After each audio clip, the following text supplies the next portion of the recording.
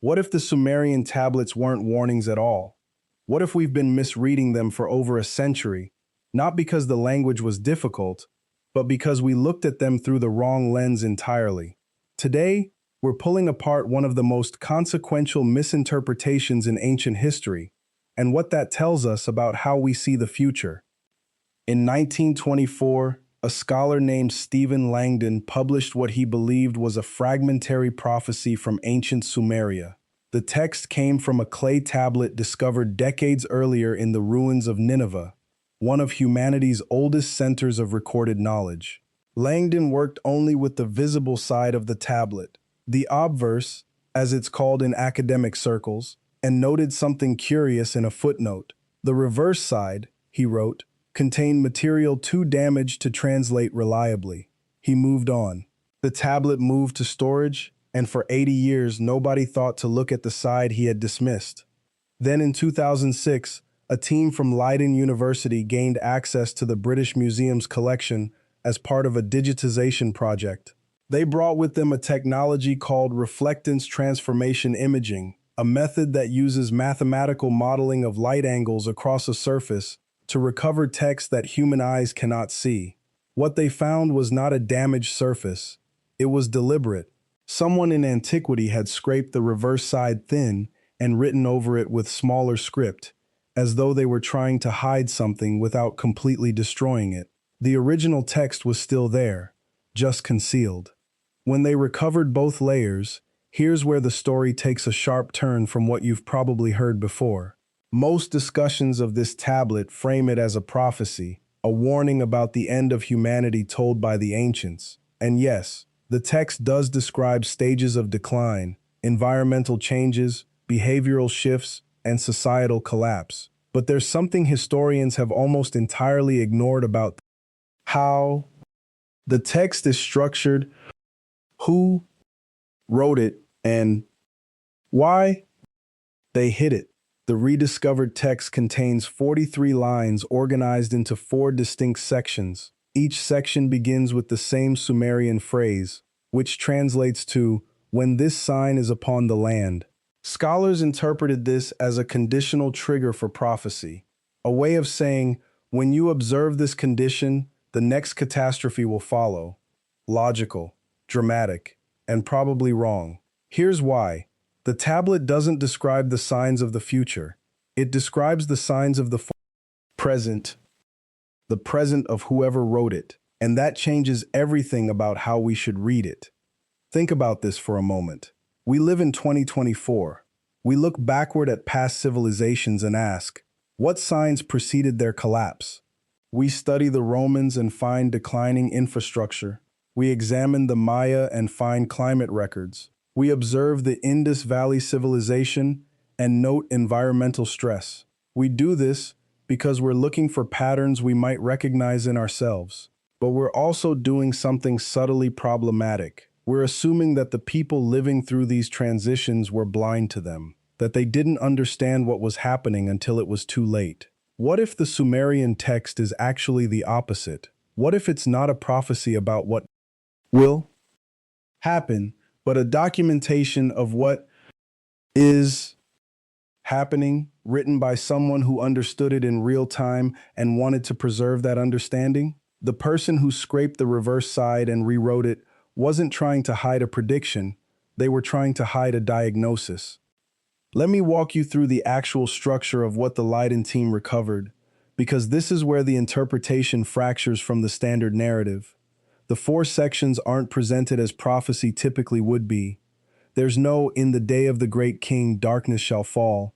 There's no, "When the stars align, chaos will reign." Instead, each section describes something remarkably concrete, a condition, a consequence, a duration measured not in years, but in generations.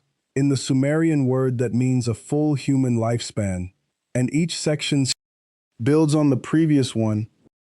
It's not a list of separate catastrophes. It's a cascade, a system where each stage creates the environment for the next stage to occur. The first section describes something with the compound phrase that uses the sign for earth, combined with a modifier meaning sickness or disease. In standard prophecy interpretation, this becomes the land will sicken, catastrophic, biblical, ominous. But what if you read it differently? What if you read it as someone observing, the productivity of the earth is declining, not a divine punishment, not a supernatural event, an observable fact. Crop yields dropping, soil quality degrading, water becoming scarce or contaminated, not metaphorical, measured. The consequence described in that same section is equally specific. Social cohesion begins to fracture. Communities that relied on shared abundance now must compete for scarce resources. The text doesn't say, brothers will turn against brothers, though it uses language similar to that. It describes the measurable behavioral shift that follows environmental stress. Cooperation decreases, trust erodes, conflict increases. This happens in every civilization we've studied. The environmental stress comes first. The social breakdown follows as a natural, predictable response. The second section of the tablet then describes what happens when the first stage continues unabated. The preceding conditions don't disappear, they intensify, and new conditions emerge on top of them. Economic structures that emerge during abundance become liabilities. Trade networks that required stability collapse. And here's what's crucial. The duration of each section overlaps with the beginning of the next. The second stage doesn't start when the first one ends. It starts while the first is still accelerating. You don't have a period of stability between collapses. You have overlapping, destabilization. Modern historians and archaeologists call this the cascade hypothesis when they study actual collapses. The archaeologist Jared Diamond wrote about it in Collapse. The environmental scientist Donella Meadows modeled it mathematically. But here's what's remarkable. The Sumerian text was describing this system of overlapping failures with architectural precision 4,000 years ago, not as prophecy, as observation, as a record of current conditions. Now, this is where the standard interpretation and the counterintuitive reading diverge completely. Most scholars treat the tablet as a warning about humanity's future end, but the person who hid this text beneath grain shipment records wasn't warning the future, they were documenting the present. They were watching their civilization go through predictable stages of collapse, stages they recognized because they understood systems, and they wanted to preserve a record of how it happened, knowing that if society fell, that knowledge might be lost. Why hide it? Because in a time of crisis, dangerous knowledge is just that, dangerous. If you're a scribe or administrator who understands that your civilization is in stage 3 of a 4-stage collapse cycle, and you document that publicly, what happens? Panic, possibly violence. The very social cohesion you need to survive the crisis accelerates toward breakdown. So you hide the knowledge. You overwrite it with mundane administrative records, lists of grain shipments, records of taxation. You preserve the information for whoever might find it later, when the crisis has passed or stabilized, without disrupting the fragile order still holding society together in the moment.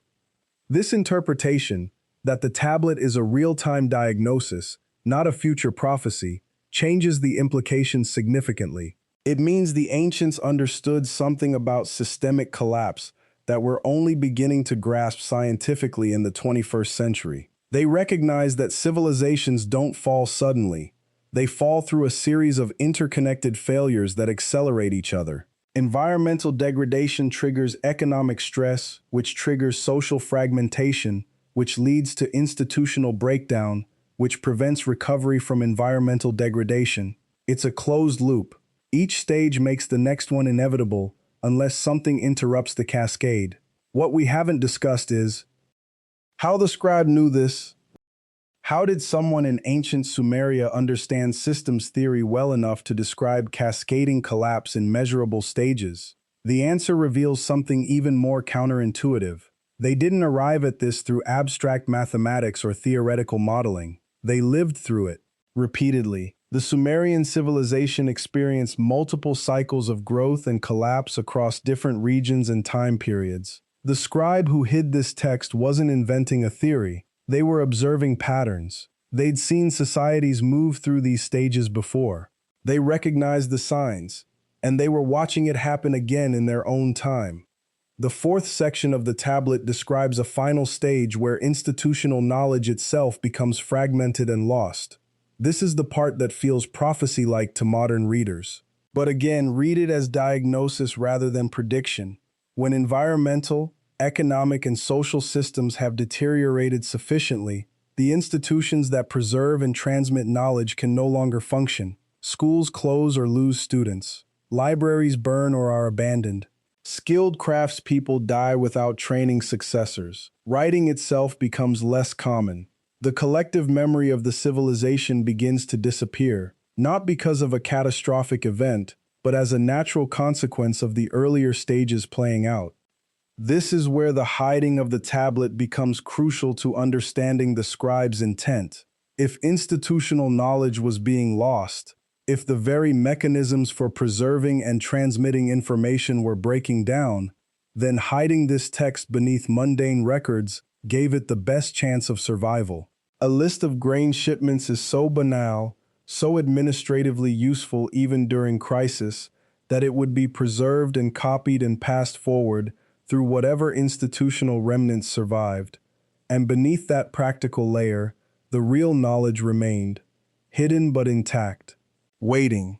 Now, the standard narrative presents this tablet as having been rediscovered in 2006, as though its meaning was suddenly revealed, but that's not quite accurate either. What happened in 2006 was that technology allowed us to read what was always there. The tablet was never truly hidden from the civilization that created it. It was hidden from us, from people living 4,000 years later, in a completely different world, with completely different assumptions about what ancient civilizations understood. And because we had those assumptions, we missed what was directly in front of us for 82 years. This brings us to the part that should actually unsettle us.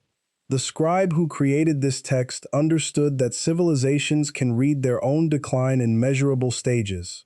They understood that the signs are visible to those paying attention, and they understood something else, that knowing the signs doesn't prevent the cascade.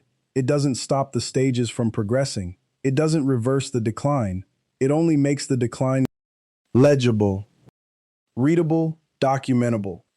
The real question the tablet raises isn't, are we experiencing the early stages of our own civilization's collapse?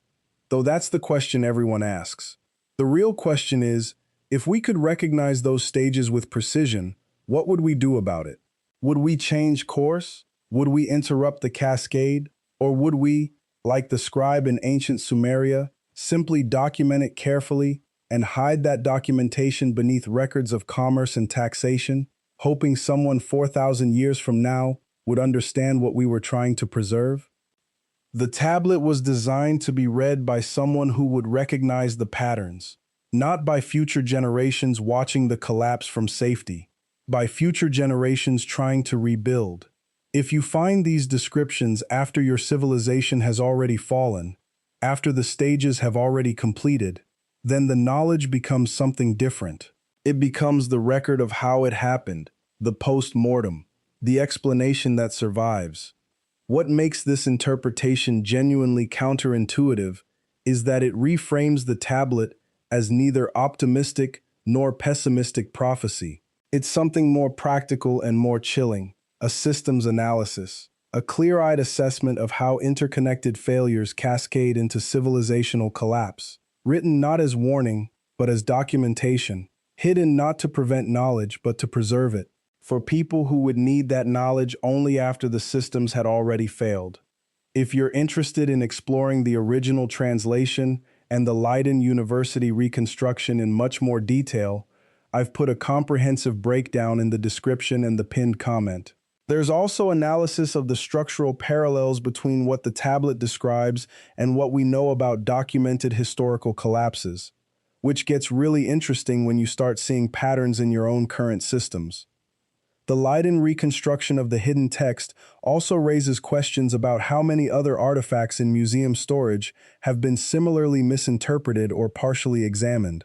The technology that revealed the reverse side of this tablet, reflectance transformation imaging, is available and could be applied to thousands of ancient items that have been dismissed as damaged or incomplete. How much other ancient knowledge is sitting in museum basements right now, hidden in plain sight, waiting for someone to look at it from a different angle? What's remarkable about the Sumerian tablet is that it was hidden by accident, or at least, it was hidden for one purpose and then accidentally re-hidden by scholarly dismissal. The person who scraped the reverse in antiquity wanted to preserve the knowledge. The scholar who declared it too damaged in 1924 actually buried it again, more completely, through institutional authority. And then technology and digital access finally made it visible. But how many other pieces of ancient understanding were we looking at directly without actually seeing them? How many tablets, scrolls, manuscripts, and inscriptions have we cataloged as incomplete or illegible, when what they actually are is deliberately layered, deliberately concealed, waiting for the right approach? That question, about what we've missed while looking directly at the evidence, leads us to something most people never consider about the Sumerian texts themselves. These weren't produced in a vacuum. They were part of a knowledge network that extended across millennia, from the earliest city-states to the late Assyrian period. And what the tablet describes isn't isolated apocalypticism. It's a systematic documentation of decline, written in a language that's almost procedural, almost like an instruction manual for recognizing something already in motion. When Stephen Langdon published his partial translation in 1924, the intellectual context was very different from what we have today. Mesopotamian studies was still a young discipline. The idea that the Sumerians or Assyrians might have possessed systematic knowledge about long-term societal processes, not religious speculation, but observable documentation, was considered fringe. Langdon himself was a brilliant scholar, but he was working within assumptions about what ancient texts could and couldn't be. A prophecy text was supposed to be vague, poetic, infused with divine language. If it was unclear, the fault lay with the tablet's condition, not with the scholar's framework. But that institutional blindness, that assumption about what ancient texts should look like and mean, has consequences. When the Leiden team used reflectance transformation imaging in 2006, they weren't discovering new knowledge.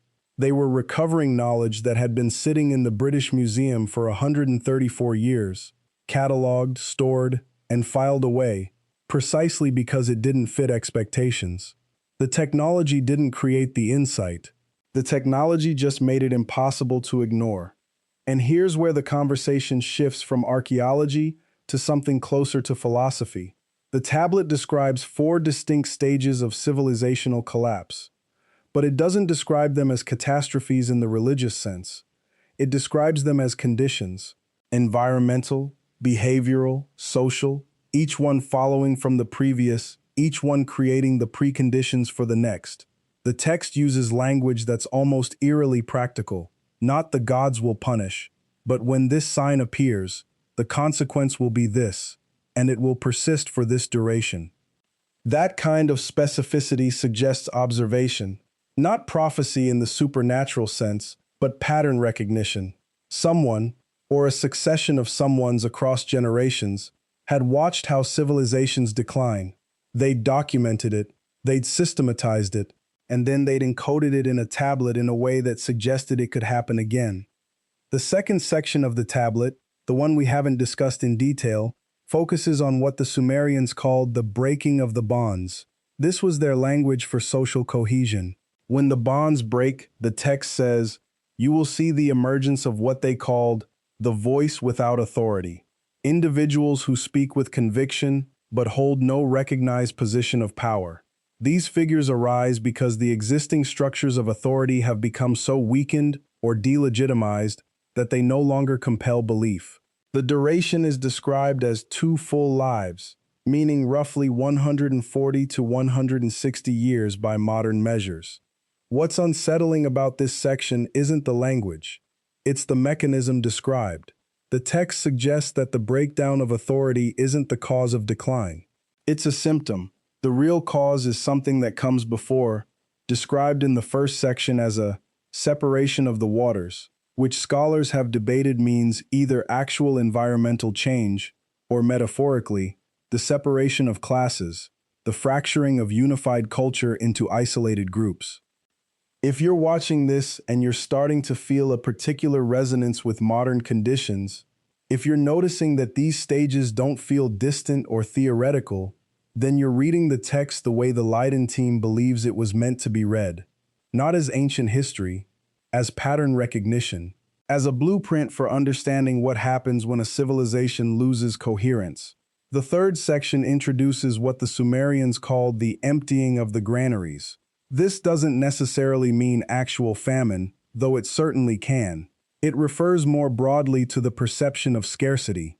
When people believe resources are running out, they begin to hoard, they stop sharing knowledge, they stop cooperating on large-scale projects. Infrastructure that requires collective effort begins to fail. The duration for this stage is given as 3 full lives, roughly 210 to 240 years. Notice what the tablet isn't saying. It's not saying when you have no food, it's saying when you believe you cannot afford to trust others with what you have. That's different. That's about psychology. That's about how scarcity becomes self-fulfilling. Once people stop cooperating, actual scarcity follows. But the first condition is always perception. And that's where the fourth section becomes critical, because the fourth section describes what happens when people have moved through the first 3 stages and begin to lose confidence in the abstract systems that hold civilization together: currency, law, shared language, even shared understanding of reality itself. The Sumerians had a specific term for this stage, one that took the Leiden scholars months to translate because it doesn't map cleanly to modern concepts. The word combines signs for spirit or will with modifiers meaning dispersed or scattered, but not scattered in space, scattered in the sense of fragmented, directed in multiple directions simultaneously.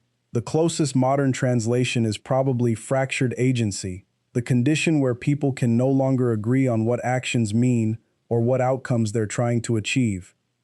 When this stage takes hold, the tablet says, institutional knowledge begins to be lost, not because libraries burn or records are destroyed, but because the people who inherit that knowledge no longer believe it has value. Schools continue to exist, books remain on shelves, but the transmission of understanding breaks. The duration of this final stage is given as 4 full lives, the longest of all stages, suggesting roughly 280 to 320 years of gradual, then accelerating dissolution. And then the tablet ends. It doesn't describe what comes after the 4 stages. It simply stops. The last line reads, in translation, when all 4 signs are present, the land will be as it was, and the people will be as they were before the first cities rose.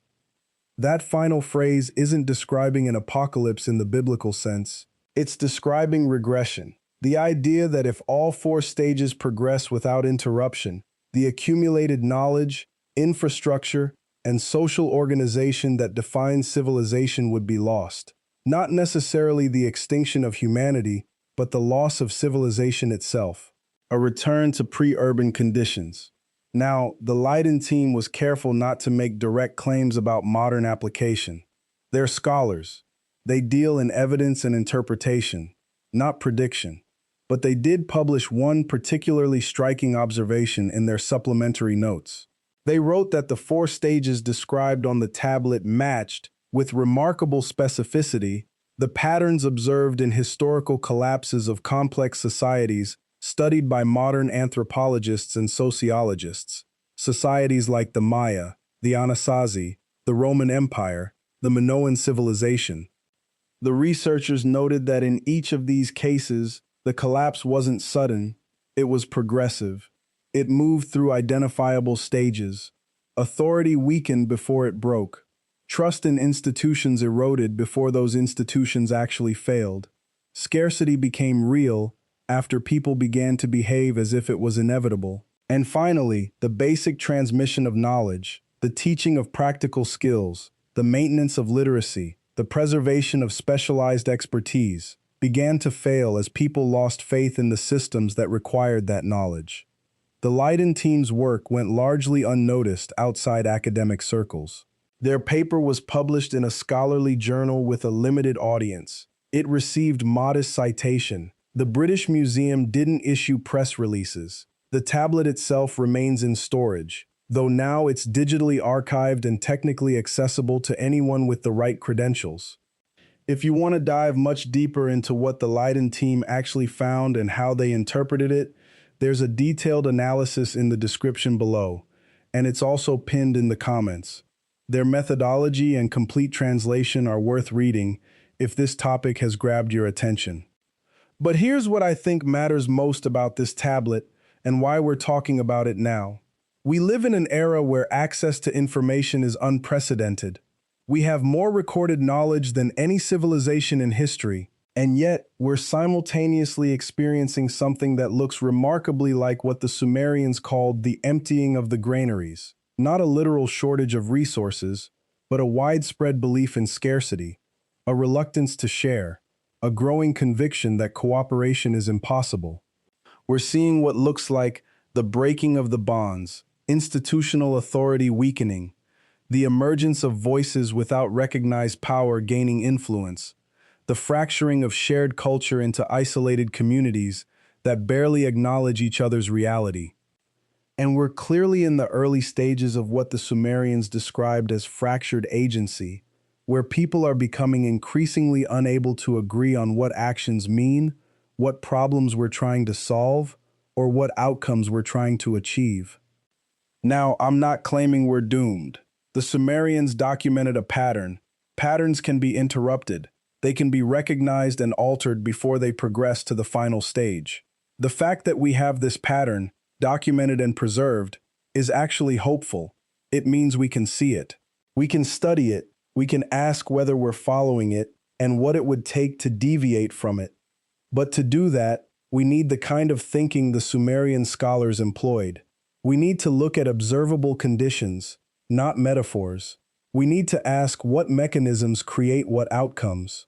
We need to resist the urge to hide information that doesn't fit our expectations. The way that tablet was hidden, the way so much ancient knowledge has been lost or dismissed. The Leiden team's discovery of that tablet is ultimately a story about visibility, about how knowledge can be in front of us, cataloged and stored, and still remain invisible because we're not looking in the right way, about how technology can recover what institutional thinking has hidden, and about how the past, if we're willing to really examine it, might hold patterns that are desperately relevant to the present. The question the Leiden team couldn't answer, why the tablet was deliberately hidden and then re-hidden, might be the most important one we can ask right now. Someone in antiquity thought this knowledge was important enough to preserve, even in concealment. They scraped it thin but didn't destroy it. They covered it but left it intact. They were preparing for a time when someone would recover it, someone would read it, someone would understand. That time appears to be now, and the understanding we're supposed to gain isn't comfort, it's recognition, clarity about what happens when civilizations lose coherence. And possibly, if we're wise enough to listen to patterns documented over 2,000 years ago, a chance to choose a different path. Thank you for spending this time with me, exploring one of the strangest and most profound artifacts ever hidden in plain sight. If you found this as fascinating as I do, I'd genuinely appreciate if you'd subscribe to the channel, leave a like on this video, and turn on the notification bell so you never miss when we uncover the next chapter of hidden history. The deeper you go, the more there is to discover, and I'm honored you're here for the journey.